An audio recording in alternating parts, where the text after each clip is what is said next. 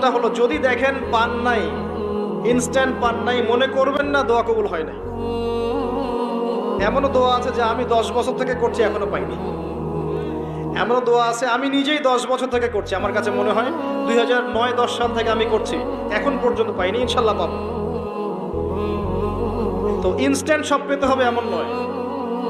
যদি দেখেন পান নাই, তার মানে 3টা বিষয় ঘটেছে। একটা, বান্দা দোয়া করেছে, সাথে সাথে কবুল করা হয়নি, আপনাকে এটা উপযুক্ত সময় দেয়া হবে ইনশাআল্লাহ।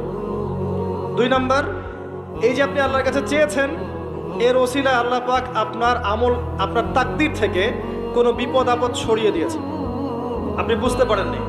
আপনি দোয়া করেছেন, হয়তো মনে হচ্ছে আপনি পান নাই, কিন্তু এর ওসিলায় আল্লাহ পাক আপনার তাকদীর থেকে কোনো বিপদকে মিটিয়ে দিয়েছে, আপনি বুঝতে পারেননি। আরেকটা হচ্ছে, দুটার কোনোটাই হয়নি, পরকালে কিয়ামতের মাঠে আল্লাহ আপনাকে দিবেন জন্য জমা রেখেছে। অতএব দোয়া করলে কোনো লস নাই।